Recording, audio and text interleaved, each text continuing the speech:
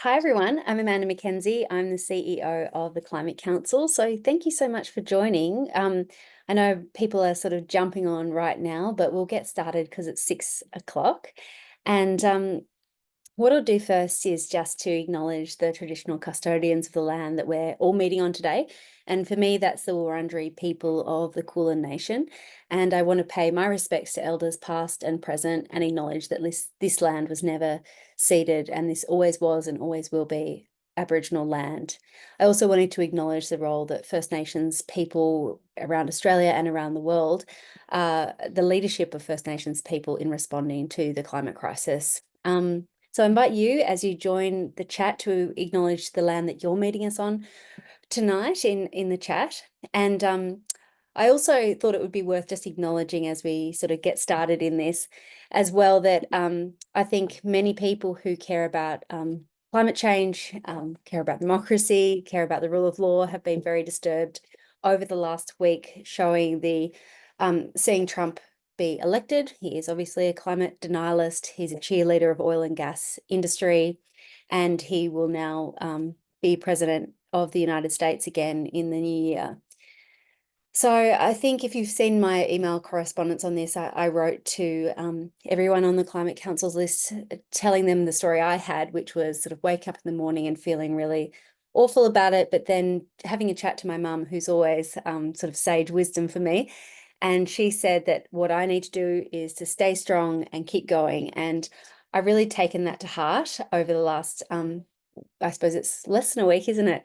And to focus on, well, what can we do now? And what is the action we can take, which is for me always an antidote to feeling, getting down about these things.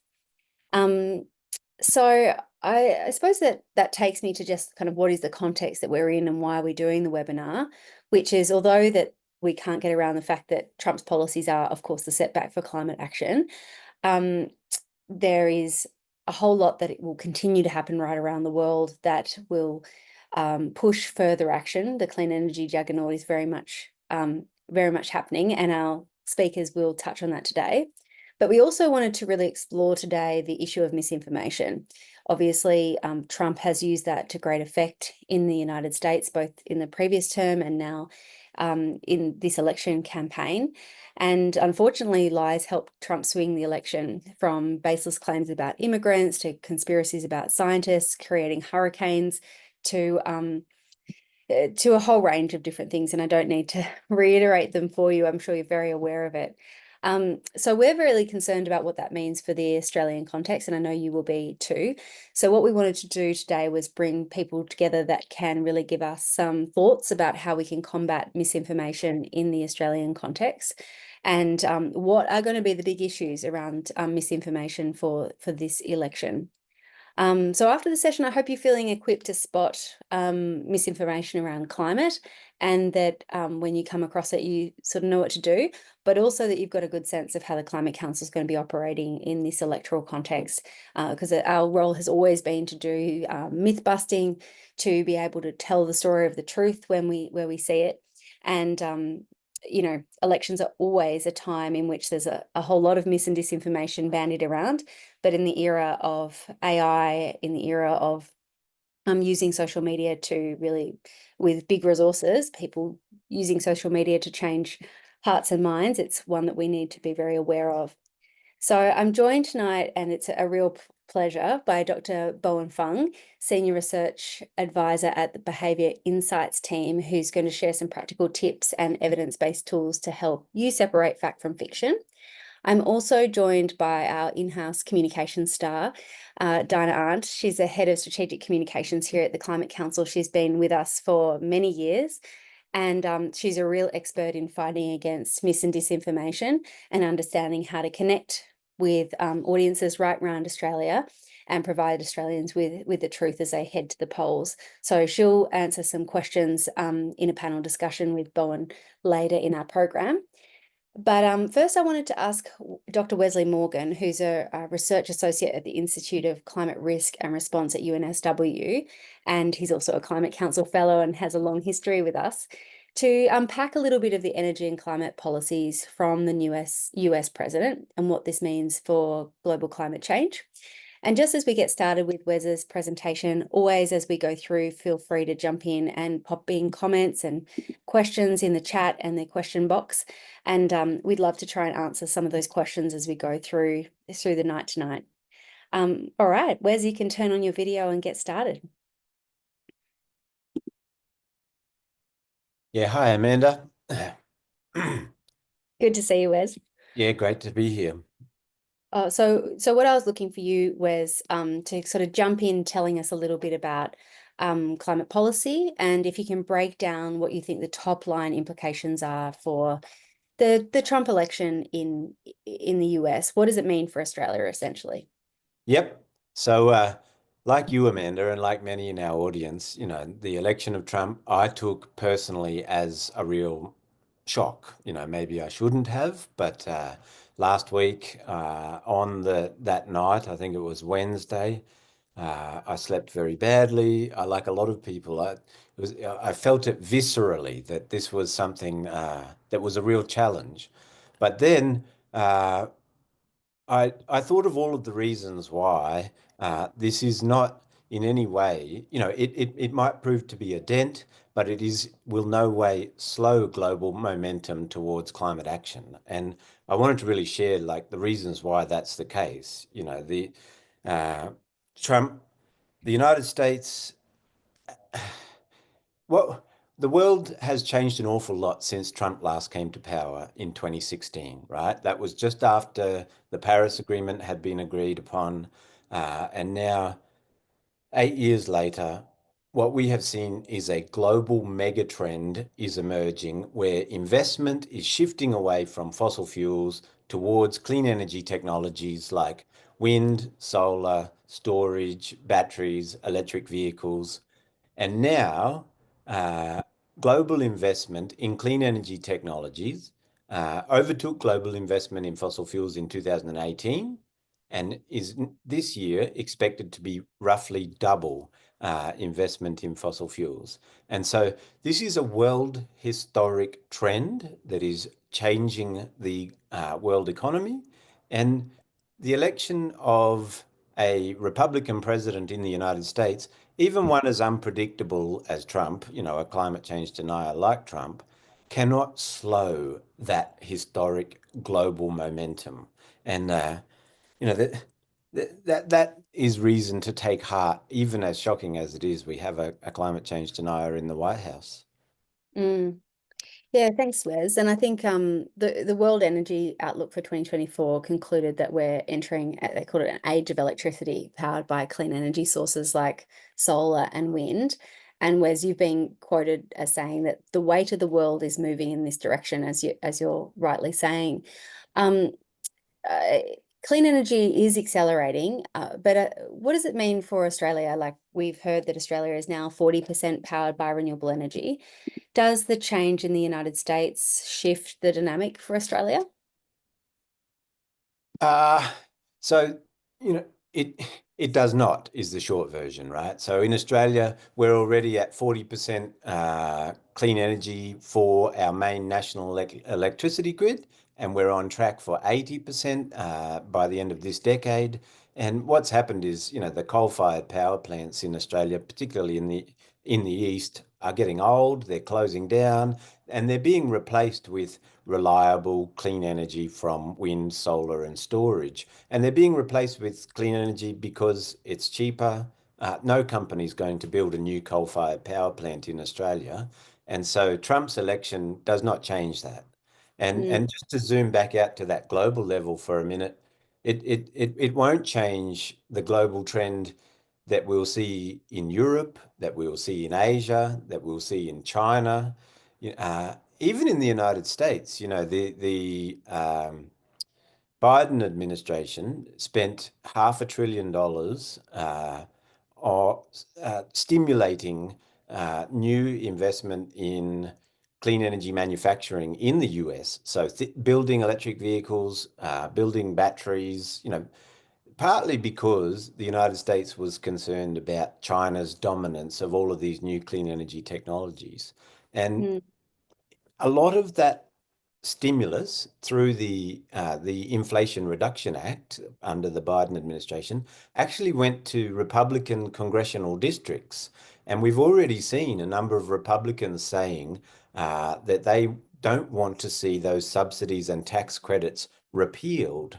And so, even in the United States, Trump may not be able to slow the shift to clean energy, right? Because this is about a race for tomorrow's economy. And in Washington, there is bipartisan consensus that the US does not want to lose the edge in the technological race with China. So there's all sorts of pressures to continue to invest in clean energy technologies, even now in a Trump administration. Yeah, it is interesting, isn't it? I think that's come out in a lot of the climate commentary is that the clean energy race will continue. America as a nation and in terms of its may dial itself out of a range of different conversations, but the country itself will still be moving in the direction of clean energy. And Trump's assertion that he would rewind all of the Inflation Reduction Act, which, as you say, facilitates a whole lot of investment, Mm. will probably not happen in that sort of way. There will still be probably a whole range of different players, and Republican governors have already put together advocacy work trying to keep parts of the IRA because it's so beneficial to them. So within the United States, there will continue to be clean energy. Globally, there is this juggernaut moving in the right direction. But tell us on the flip side, we can tell this story about how clean energy will continue. But obviously, Trump has said drill, baby, drill, and he has threatened to pull out of Paris. What is going to be the impact, do you think, of a Trump presidency on increasing fossil fuel extraction in the US and internationally on what is the cooling effect, I suppose, on global negotiations? Mm. Well, there's two things to say there. One is that, the International Energy Agency expects that global demand for coal, oil, and gas will peak and fall this decade, right? As there's this take up of all these new technologies, we're just going to need less and less. So, you know, you can drill, drill, baby, drill, but there'll be less demand. And Trump has a history here, right? He said he'll bring back coal jobs, and of course he didn't, right? So these are slogans as much as anything. And we have seen the United States step away from global climate commitments before. Under George Bush, for example, in 2000, the US refused to join onto the Kyoto Protocol. Even when Trump, when he was first in power, said that he would take the United States out of the Paris Agreement, no other nation followed suit, right? And Mm, that's significant in itself because you have nearly 200 countries representing, 90% of global emissions, saying, no, no, it took us a generation to negotiate this agreement, and we are remain committed to global cooperation, and we will be setting targets to cut our emissions and working together. So really, all Trump would do is dial himself out of the room where the future is being made. And it's really important that all the other countries reaffirm that global commitment. And the Australian government already has said that, no, we're not going to follow the US if they were to walk away from Paris. So mm. that's a lot of reason for hope there as well. Yeah, the political situation has changed very substantially, hasn't it? And there's been a lot of commentary about the global clean energy race, and does this mean that China will win? And my sense is that it's actually a lot broader than that. Like there's countries that are winning in whole range of different ways, and as you've described, there'll be a lot still happening within the United States. Like California is the fifth biggest economy in the world, and Gavin Newsom, their governor, has said we'll be powering ahead. There was a great little comment in the chat. Trump has appointed RFK Jr., who wants to remove fluoride from the water. It seems drill, baby, drill will have a dental meaning. I thought that was very funny, Ray Peck. All right, well, we're going to take a little bit of a different direction now. Wes is going to be on the Q&A section if you want to like jump in and have a bit more of a few more questions to Wes. But I'm going to bring Bowen Fung in now and have a bit more of a conversation about misinformation. So Bowen's going to share with us his analysis about how misinformation can take hold, but what we can do about it in our own lives and how we engage with information. So I'll handball over to you now, Bowen.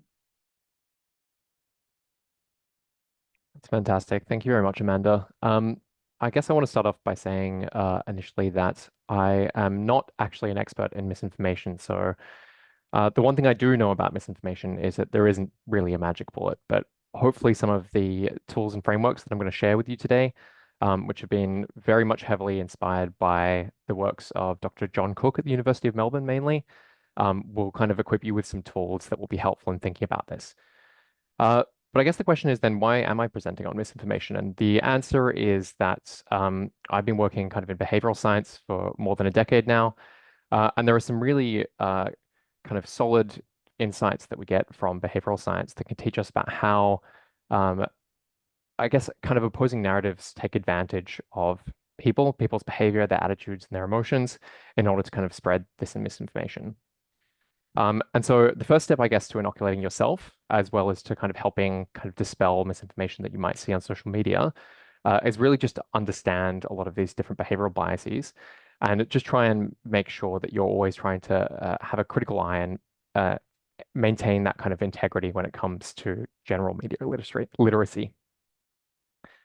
Um, so here are just four examples of the types of behavioral biases that make us really quite vulnerable to misinformation. The first one is the mere exposure effect, and you'll see this a lot when people talk about political messaging, and it's really just about repeating the same message over and over and over again.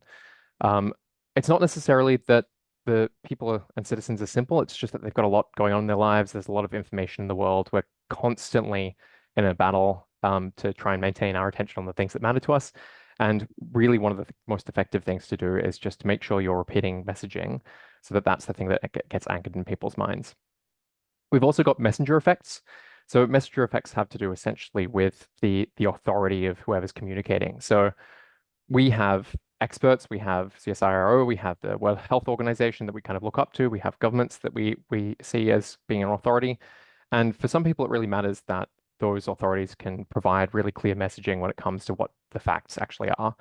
For other people, they might have quite different authorities that they appeal to, or people within their kind of peer groups or their social networks, and that can be quite important as well.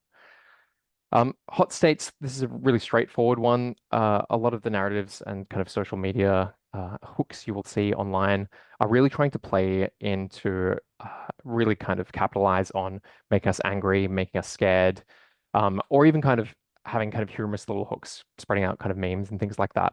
And these are all essentially intended to kind of push us into a kind of very, very reflexive state of thinking where we'll just kind of eat up a lot of the information that's provided. Finally, we also have to watch out for motivated reasoning. So we already know that the actors that are kind of spreading misinformation do have an agenda. But what I think we don't realize is that there are a lot of people, a lot of citizens who have their own agendas as well. So across this vast diversity of who we consider in Australia, there are people for whom certain messages really appeal to them. So if we're talking about for example, farmers who are trying to kind of maintain their properties and don't want wind farms to be built, they've got vested interests in kind of ensuring that that doesn't happen in a particular way. And you might see that misinformation is targeted specifically and personalized to these different cohorts of people. So it's very important to keep this in mind, and it's very important to keep in mind that kind of everyone has their own agenda when it comes to this type of messaging. So these are just some of the examples of the kind of tactics and strategies that you might see being used on misinformation that you come across, especially in the digital space. But I want to step back a little bit and say, okay, here's a little bit of a framework to think about how we might deal with misinformation and disinformation in the first place.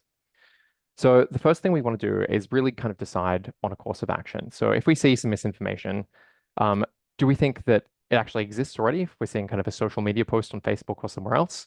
Or are we kind of expecting misinformation to happen? Maybe it's part of an election cycle and we're kind of expecting a counter narrative to come out when it comes to talking about renewables or other things. And if that's the case, then what we might want to do for when we're kind of expecting or anticipating misinformation is to try and pre-bunk it. I'm not going to touch on this very much in this presentation because I've only got 15 minutes, but essentially we can use a lot of the tools and things that I'm going to talk about in terms of debunking in order to kind of get ahead of the narrative and really set a clear, anchored narrative to what we consider to be the truth. If information is already out there, we want to do a little bit of a prioritization exercise and make sure that we actually do want to do something about this, invest our efforts into it, because we don't have infinite resources. And there's kind of a lot of misinformation that we could deal with, but we don't want to get involved in these long arguments online that might not actually be all that effective. So what we want to look at is we want to look at whether misinformation is proximate. So whether that's close to people that we think it's going to have an impact on. So kind of peer groups or a large group of people that we think that this could actually affect. We want to see if it is prominent. So if it's being spruiked by celebrities, if it has kind of a really large impact across a large space. And then finally, if it's persuasive. So if it's using some of those kind of behavioral hooks and strategies I talked about before, if it's using a really strong narrative, or if it's kind of making an argument that we think might actually be an issue down the line. So if these kind of 3P conditions are met, what we might want to do is debunk it. If not, let's ignore this misinformation and move on to something else that can actually we think we can actually make an impact around. And the way we're going to look at trying to debunk misinformation that we see online is by using the fact, myth, fallacy, fact framework. And so again, borrowing heavily from John Cook here, and we'll talk about this in a moment with a worked example.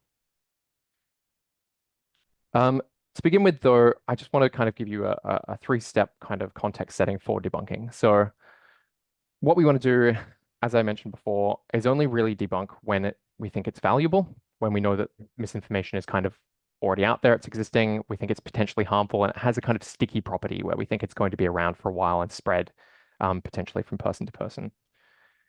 We want to make sure that we're kind of capitalizing on the messenger effects that I talked about before. So making sure that the person who is debunking is trustworthy, or that they have expertise, or that they appeal to a particular group. So if you come out as kind of a very kind of extreme left political figure, you might not be the right person to try and persuade people who are kind of in the middle, or kind of more on the right side of the political spectrum when it comes to renewables, that they should change their mind or change their perspective.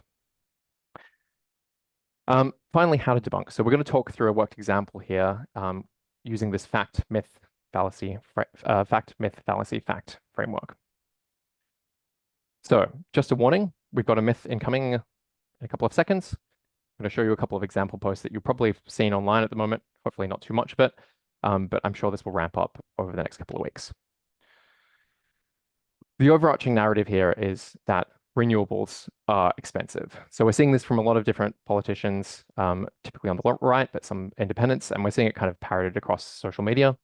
A lot of people who are kind of posting, talking about the UK, talking about the cost of living crisis at the moment and how that's related to the fact that we are transitioning into renewables. So obviously this is an issue that politically motivated. They're playing into fears, they're playing into concerns, they're playing into the vulnerabilities that many Australians are facing right now. How can we combat this misinformation effectively? We want to start off with a fact. So we want to make this really, really simple. We want to make it concrete. We want to make it plausible. We don't want to just reflectively say this is false information. We want to try and offer a correction that can make people aware that there's actually a kind of true statement that is in opposition to this. So it could be something as simple as saying renewable energy is the cheapest form of power. That's all essentially we have to say when we're talking about a fact. We just want to lead with this and say this is what the correction is to the narrative that you're seeing online. The next step is to flag that a myth is incoming. So again, this is like a trigger warning. We just want to make sure that people are aware that what you're about to show them is a myth. People are concerned sometimes that by kind of repeating the myth that you might cause a backfire effect, but it'll just reinforce it in people's minds. This doesn't seem to be the case in a lot of academic testing, but we do want to minimize this anyway. So we want to flag that it's coming, and we really only want to talk about the myth once. So we might say something like, a common myth is that energy produced by coal and gas is cheaper than renewable energy.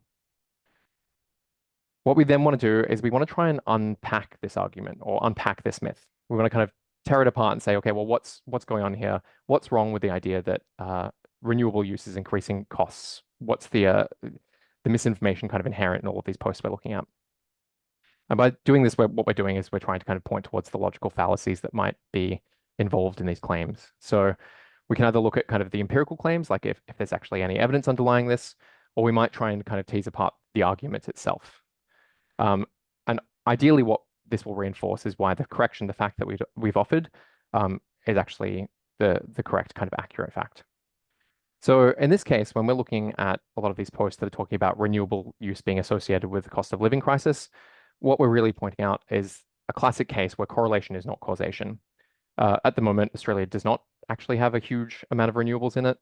We're getting better all the time, but it's not like 100% coverage.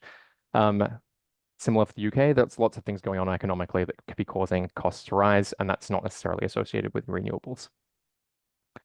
Now, there are lots of different ways you can kind of unpick arguments, and this is kind of a little bit difficult to do. You don't have to be, a logician or a philosopher or someone who's really good at debating. You can rely on a lot of different tools, which will provide you kind of with a lot of input into what the actual issues are underlying some of these myths. For example, this is just one of them, the Flick framework, which kind of categorizes all of these different logical fallacies that people might have in their arguments. But there are also kind of upcoming AI tools that you can use to show it a piece of a myth like this. And the AI tools can say, okay, well, here's where logical fallacies or kind of, obfuscation might be occurring. And you can use this. And by doing this, you're kind of teaching yourself a little bit more of media literacy. And hopefully that can inoculate you against misinformation in the future. What we want to do after we pointed out the fallacy is just leave everyone with the fact again. So this is something called the recency effect. It's the last thing that we want to leave people with, keeping the messaging as simple as possible, just to say, we know that wind and solar and other renewables are the cheapest ways to produce energy. If you can back this up with evidence or a link, that's very helpful. But again, the main thing is just to keep it really as simple as possible.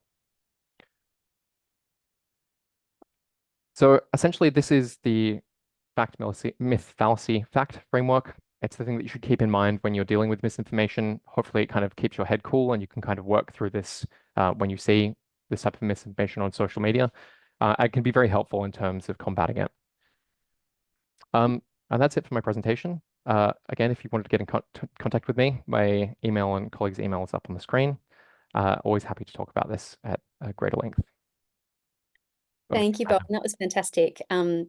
Really appreciate those insights. I think many people have been sort of grappling with, well, how do we deal with this spread of misinformation online? And of course, it's hard for any one of us to challenge misinformation in its totality, but if there are many of us working together, there is a great chance that we can. And this, I think, sometimes people underestimate the impact of kind of keyboard warriors and those that are commenting on articles and news releases, etc. But if you look at any of the climate organizations at the moment, you'll see nuclear warriors. They're trying to say under any post, that's why we need nuclear now. So there, which does obviously then come into those that have read the article seeing that content.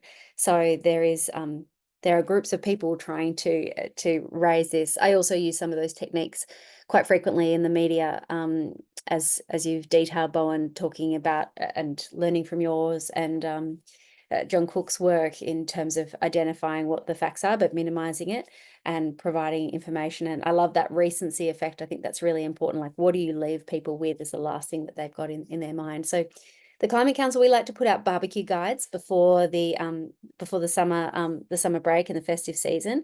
It's often a really good way of engaging with the sort of barbecue water cooler type conversations that happen at this time of year on the various different topics, whether it's renewable energy or nuclear power or the US election and things. So you can expect to see that in your email as a follow-up over the next couple of weeks to this presentation. So I'm going to kind of pivot now from how do we deal with misinformation ourselves, and then thinking about, well, what is the next election look like? Obviously, misinformation, as we discussed, will be an issue. And I think we've already seen, as Bowen detailed in one of those posts, a number of members of the coalition sharing a range of different myths, as well as some independent senators. Malcolm Robert was one. We've also heard some Matt Canavan and Keith Pitt saying, Australia should get out of the Paris Agreement now and follow Donald Trump. So it will be, as it always has been, a very contested environment, the climate change space. So my colleagues at the Climate Council have been putting their finishing touches on our federal election strategy, and we wanted to bring you in and talk a little bit about how we're what our aims are in that context, and how we're aiming to take on misinformation in the election context and ensure that Australians see and hear the truth and see just the scale of renewable energy generation that's already happening in this country. Most people don't know that there's already 40% renewables, and they also often don't have an appreciation that if you have renewable energy, solar and wind backed up by storage, that can be batteries and other things, that all of the experts tell us that we can have a very strong mix of renewables. Our own analysis shows you can get to 94% renewables by the end of this decade. So there is, Australia has a lot of potential to move very quickly as the sunniest country in the world and one of the windiest. So I'm going to invite Diana Arndt to join the conversation now. As I mentioned, she's the head of our strategic comms at the Climate Council, and sort of pepper her with a few questions about how you take these sort of insights around misinformation. How do you take the story that's happening in the United States and bring it into the Australian context as a whole, in terms of how you take on something like an election? Obviously, the Climate Council is nonpartisan, so we would not be advocating for any particular political candidate, but we have a role, as many other charities have a role to play in changing the nature of the public conversation and ensuring that climate is really salient, that the importance of transitioning to renewables energy is really salient, and that we're taking on and contesting misinformation. So Dinah, before we sort of go into that sort of plan of attack, can you just go into some of the challenges that you're seeing? Well, I think we're all seeing an onslaught of myths and lies, and while they are not new, we've dealt with them certainly from the day that we were set up as an organisation. Today, they're spreading further and faster than they have in any time in our history. And we're seeing some really scary things with artificial intelligence in how photographs, video, audio content can all be manipulated. And I think previously we would have liked to have thought we could rely on our own eyes, but today that's a little bit different. Another key difference is that this is actually embedded in the business model of social media platforms. And it's also certainly a key strategy for those who want to slow down the clean energy shift that's underway. So we're seeing multi-million-dollar marketing campaigns being run right now, and their aim is to undermine renewable energy, to spruik nuclear energy in Australia. They're being run through social media advertising. We're seeing new websites popping up that claim to present facts, reliable information to people. And we're seeing a whole army of digital influencers who are being paid to spread mis and disinformation. So in short, we are up against it. But I think Climate Council really specialises in providing reliable, accurate and persuasive content. And that certainly matters more now than ever before. Yeah. It is daunting when you describe it like that. And I think that I think many people probably think, well, where do you start in tackling some of this? Can you sort of walk us through what are some examples that you found that work effectively?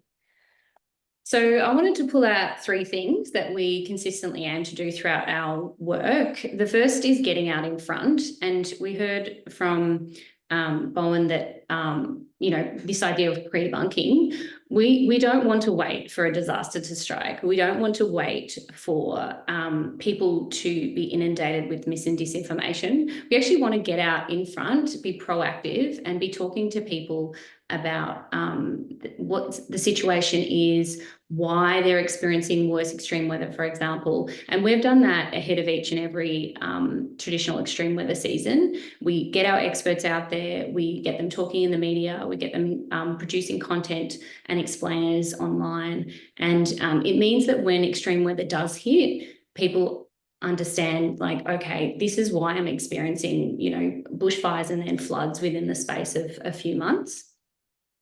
The second thing that we concentrate on is using trusted messengers. Again, this was referenced earlier, but people's level of trust in institutions and governments is at all-time lows.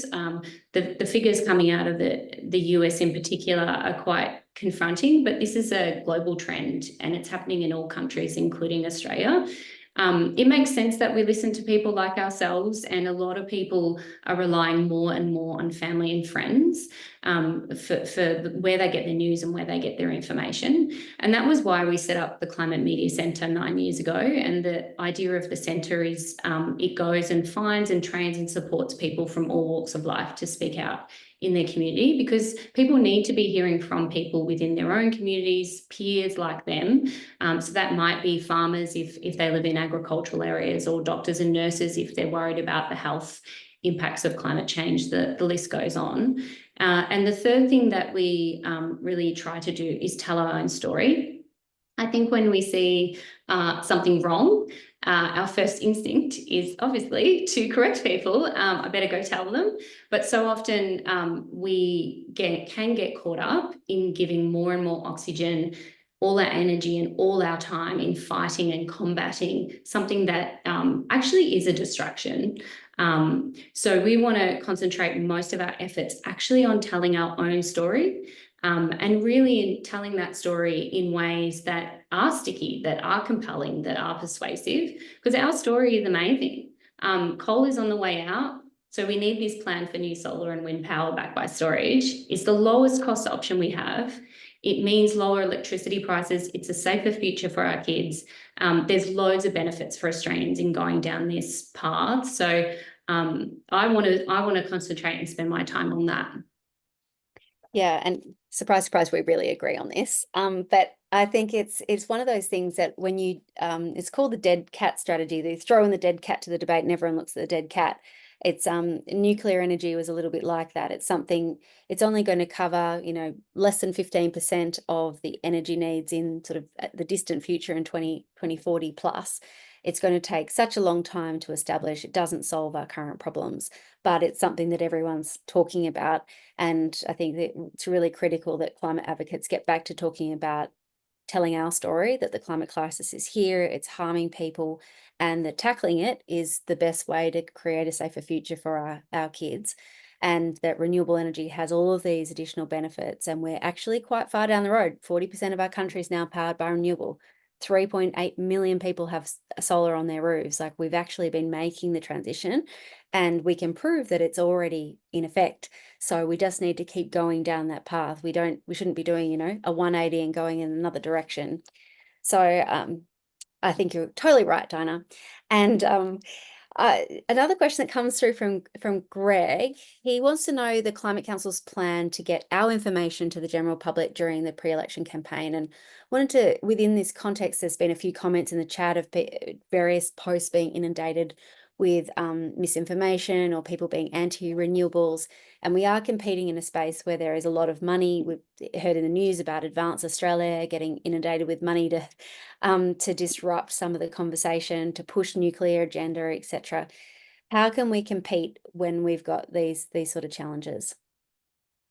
Yeah, well, we certainly, in terms of looking at the political maths, I think it's going to be a very tight political race, and it could come down to a very few seats around the country that determine whether or not we can get the sort of climate progressive parliament that we all want. That means we can keep building on that progress you mentioned, Amanda, or whether we slow down or even go backwards. So I think, the independents and the climate champions that are there across all the political parties will be really important. When we looked at the electoral analysis, I think we were kind of thinking about who's going to be important from that perspective, but also who do we think will be targeted by mis and disinformation? Who is going to be exposed to stuff that we think we need to contest? And we think there are a few particular types of audiences that crop out that we want to target. So we're sort of trying to concentrate our efforts on those particular people. And in terms of what we think they need to know, I think there's sort of three things that jump out that you referenced earlier.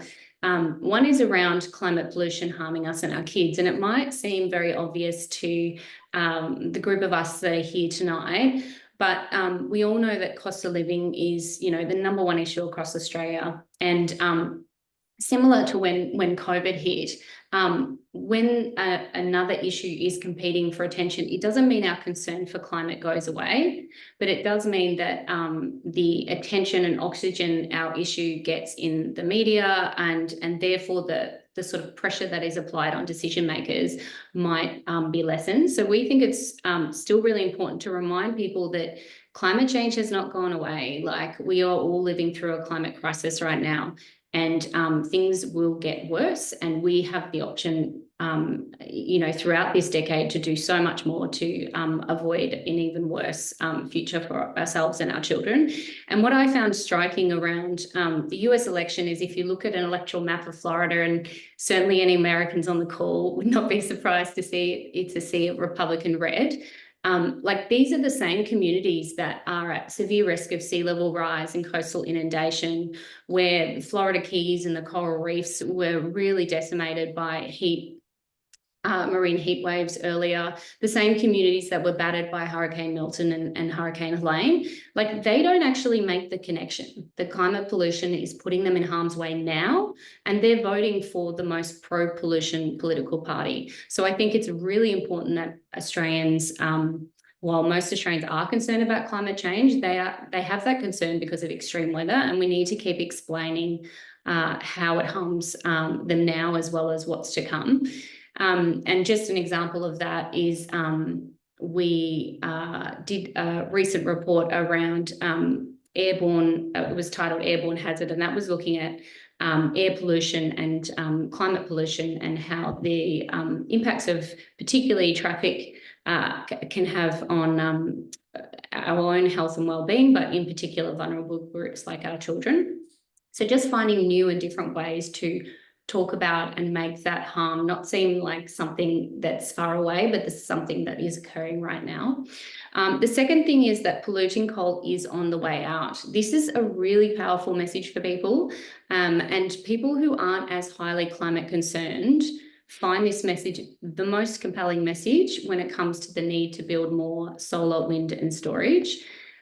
So I think, across any audience, I think no matter who you're talking to, starting there is probably the single best place to start, is to actually say, this stuff is going, it's closing down. We've seen a number of coal-fired power stations close down over recent years, and the energy market operator is saying that 90% of the remaining coal will be out of the system by 2035. That's at the latest. We think it should and will happen a lot sooner than that. So I think knowing how quickly we can build solar and wind, it's the best option, also for that reason, as well as the many other reasons we know matter. And the third thing that we are really wanting to do is to hold our decision makers and politicians accountable. We're seeing much better climate and energy policies at a federal level, but we're still seeing some that aren't actually policies at all, that do the opposite of what we need, that would increase pollution. So we need to be calling that out and holding those decision makers accountable. Yeah, thanks, Dinah. And I think in terms of that plan, as Dinah's described, we've got a range of different messages that we're trying to get out there. But we've also got a range of tactics that we'll see as they roll out projects around telling that story of the impacts of climate, showing the momentum that has been generated, but also this, we call it our Fightback Work, which is how we tackle the mis and disinformation, and how we contest the space around some of these policies. So Dinah, can you speak a little bit to supporters of the Climate Council that want to know how to drown out lies and how we win the battle for hearts and minds against a well-funded opposition? What does that take? Yeah, I think we should remember our position of strength. I know people can feel like they've had the wind knocked out of them following the US election, but polling and research tells us constantly, again and again and again, that we are the majority. Most people, including most people in Australia, care about climate change and they want to see more done on this issue. We are getting that doorstop happening at a political level, but we are the majority and we should be pressuring those decision makers to do the right thing. So I think if we all play our part, this is a fight we can win. And I think, in terms of lies not being new for us as an organisation, we've been dealing with climate deniers from the day that we were set up. debunking climate myths and lies is what we do best. So I think anyone who wants to get involved in our organisation or donate, you can be confident that we will be doing some really great work. Every year we generate tens of thousands of media hits ourselves. We are one of the leading voices in the public debate, and we also reach millions of eyeballs every year with our digital content. And I think just pointing to past success, I'm sure that everyone on this call contributed to really make what was dubbed the climate election of 2022. And that was when the most climate progressive federal parliament in our history was elected. We have seen over the past few years that we can beat back powerful vested interests. We did a lot of work around the national vehicle emission standards, and we won that. And that will halve pollution from our emissions fleet, from new cars from the emissions fleet. So I think, with the right backing and I think with all of us pushing in that direction, we can win this fight too. Thanks, Dinah. I love that. Wes and Bowen, ask you to jump back on to, and we'll have a little bit more of a discussion. And while you're doing that, Dinah, there's a lot of questions coming through about how we deal with the media and the challenges of the mainstream media, the Murdoch press, all those other things. Can you comment, and also the disintegration of local media in some places? Can you speak to how we get the message to people? Yeah, it's I mean the media concentration in Australia, I think, is worse than just about anywhere in the world. It is one of the challenges that we have to deal with here in Australia. I mean, we do work with journalists based across all news organisations, and again, just referencing the Climate Media Centre, I think sometimes it's about trying to talk to people and approach an issue in a bit of a different way than may have traditionally been done. So we think it's really important, again, to sort of think about who are the types of people that particular audiences actually care about or listen to, and start there in terms of working with those sorts of messengers. We also do a lot of digital online content, and I think that's really important when 80% of Australians are online and using social media. So a lot of people don't get their news from traditional media outlets, and we just have to keep adapting and being where audiences are. Yeah, 100%. And as Dana said, with the election strategy, it's very specific about identifying audiences and what outlets they're reading and how they're getting their news and how they're engaging. Okay, so sort of bringing this together now, we've talked about the US situation, we've talked about how we combat misinformation ourselves, and we've talked about the Climate Council and our role in taking on that debate. So there's a lot in that. I thought,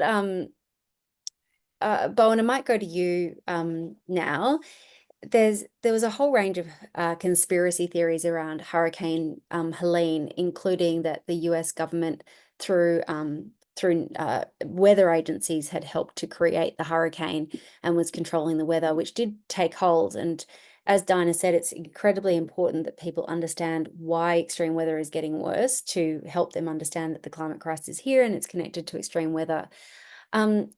Why do you think that that's been successful? That's a great question, Amanda, and I can only speculate here, but my sense here is that, again, they've had kind of narratives put in place in front of them previously that have really stopped them making that association, and kind of given their positioning. Probably a simpler story is for them to assume that the government is essentially kind of doing these things. Conspiratorial thinking is quite difficult to manage in terms of kind of trying to debunk, and it would be one of the things that I think you'd have to take a really good look at before for kind of prioritizing whether and how difficult it's going to be to kind of really educate those people about what the truth is underlying the association between those weather events and government involvement. And it goes to the lack of trust in public institutions, doesn't it? Which is one of the very, very worrying things as well, particularly watching that in the US, how public institutions have been attacked. And Bowen, the next question is from Alexandra, and she asks, can we adopt some of the tactics used by misinformation campaigns and use it for good. There was some comments in the chat around AI bots and other things. Can we be learning from the other side? Yeah, I think absolutely. And you definitely don't have to kind of go down a slippery slope of kind of morality or ethics here. I mean, some of the simplest approaches, really just that repetition and having that core message that you can kind of repeat to an audience. I think that's something that's kind of very morally neutral and something that I think is very important, just to make sure that people are kind of hearing what they need to hear. Can never underestimate the power of repetition. I think the phrase that I've been using since 2007 was, "We're the sunniest country in the world and one of the windiest." And I reckon I still say it in every single speech. But you know, we're catching on. It's getting there. Okay, thank you, Bowen. Those are really valuable perspectives. And Dinah's interested in your thoughts on that. What are the tactics that we can take away, and obviously doing so ethically, and do it to promote truth? I think when people are interested in science, they love facts, and they perhaps lead with numbers, and numbers are compelling for very few people. So, you know, we're an evidence-based organisation, and we will always, you know, push evidence in front of people. But I think the way you present that, you know, we should really think about the fact that humans are emotional creatures, and you know, we remember and share stories more than we do numbers, and we should be tapping into people's emotions. Like, this is an emotional issue. It's a personal issue for me. I care about it, and I think we shouldn't be scared to talk in emotional terms to other people, and to think about how we share information, and even images. Like, I again think that as a sort of I started my career out as a print journalist. I love words. I love writing. But, you know, a picture is worth 1,000 words, because you can, you know, be scrolling through your phone and see an image and it will stay with you. You don't even need to read that. So to give an example, you know, if you see a solar farm with sheep grazing underneath, if you see a farmer on his tractor tilling the soil around a transmission tower, if you see someone who's, you know, cropping next to wind turbines, like, that image will stay with you. Of course, farming can coexist with large-scale renewable projects, but that is the kind of thing that will really effectively combat misinformation, rather than sort of having an argument about it. Yeah, and one of our rules is that you've always got to have a living being in the photographs of renewables. You can't just have these beautiful shots into the distance. There's people working, there's sheep eating, there's a lot of stuff happening around these plants, because that's the reality. People have to go out and build them, and people are using them. But there's a lot to do to show Australians that renewables can be there 24/7. So we still need to really be pushing that. And Wes, if you're still there, I had a question for you around having worked in this space for obviously a long time. How do you cope with climate anxiety, particularly if there is a setback around something like Trump being elected? I am still here, but my video. I know. Yes, there we go. Well, I think the antidote to anxiety is action, right? So, you know, I think feeling a bit anxious about the state of the world that we're in is a perfectly healthy response to, the climate crisis. It's because we care about each other. It's because we care about the ecosystems that we rely on. It's because we care about, the what we have already lost and what our children's will lose. But, I, for one, feel honoured to be able to participate with this amazing community that the Climate Council has, working together to really put pressure on our policymakers to get on with it. You know, like, the history will judge us harshly if we fail to limit that harm and take advantage of the opportunities of new clean energy industries. So, Amanda, I was struggling with the video, but I hope that helps to answer your Yeah, question. thank you. No, the video's working well. I know that you've had some challenges with your internet. And Dinah, just to go to you, there's a question from Caroline, and I think this is probably on people's mind. We've obviously said we want to leave the dead cat of nuclear and be telling our own story. But what are the effective ways to challenge nuclear power? I'm sure all of us have been in conversations where it's come up, and the Climate Council's here to just talk about what are the most effective solutions to climate change. So tell us a little bit about that. Yeah, I think we have done a lot of research into how messaging around nuclear, in favour of nuclear, is working and what is resonating with different types of audiences. So I do think it depends who you're talking to, and it's important to understand, you know, where people are coming from. A lot of people who are, you know, younger have never actually come across nuclear in Australia. They're pretty curious, right? Like, it's like a new thing. Oh yeah, they know that it happens in other places. Why don't we use nuclear here in Australia? Other people are coming at it from very particular viewpoints in terms of what they think nuclear represents. And I think one of the things that comes up a lot in terms of the appeal of nuclear for people is it's a very large, ongoing source of energy. So it has this representation of being all strong and all powerful, right? Whether that's true or not, that's the perception that people have around nuclear. And certainly if you think about things like nuclear bombs, the damage and the destruction they can cause is very extreme. So I think understanding where people are coming from, in terms of the frame that we think is the most effective to use across the board, is risk. And risk can be talked about in lots of different aspects. So you may talk about cost when you talk about risk, and you can see examples like Hinkley in the UK, where there's been huge cost overruns for that project and time overruns for that project. You can see from people who care about climate that if we're not getting a nuclear power station until 2040 at the earliest, what do we think is going to happen in the interim? That is a hell of a lot of pollution that we will be just adding to the atmosphere in the next 15 years. That is not good enough if you care about climate change. If you're talking about, risk when it comes to regional water sources, or where are they going to actually put the waste, and how safe is that for workers, and all of those things. There's lots of different ways to talk about risk, but I think that's the most effective frame to use. Yeah, thanks, Dinah. Well, thank you to our panelists. It's been a really interesting discussion. I feel like we could just keep going and going. There is so much more to unpack and lots of awesome comments and questions coming through. And so please keep them coming. You can always be sending us comments and emails on our info at. Wanted to plug, we've got in, I know a lot of people have been raising cost of living and how do we relate these issues to cost of living given its top concern.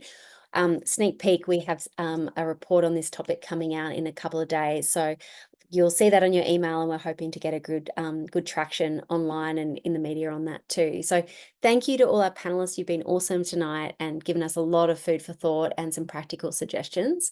I think the wake up call we've all had is Donald Trump's been re-elected, and that lies can swing election results. It has in the past, but we've got new evidence of how that works in a different political and different environment in terms of social media and media. So for the Climate Council, we've got a clear plan. We've pushed for action in all sorts of political situations before and with difficult media and social media environments before. And so we're absolutely gearing up to work as hard as we possibly can to make sure truth is top of mind. And if you can spare any dollars our way and consider supporting us with a monthly gift, that would be amazing. We will continue to strive to answer all of your top questions around these issues, but also to, of course, be working as hard as possible to make sure that as many Australians as possible get why climate is absolutely critical, that it's harming Australians now, to tell the stories about why it is so important, why this is important to all of our kids' future, to tell the story about the transition, to tell a story of hope, and to tell a story of why global action is important. So we'll be doing this every day into the election and well beyond. So I hope you've loved today's chat, and let's keep the conversation going. And yeah, we'll follow up with some more information about how to have these sorts of conversations with friends and family and online. And we'll also share this recording in a couple of days' time, so you can share this around with friends and family too. So thanks for joining us, and hope to see you soon at one of our next webinars.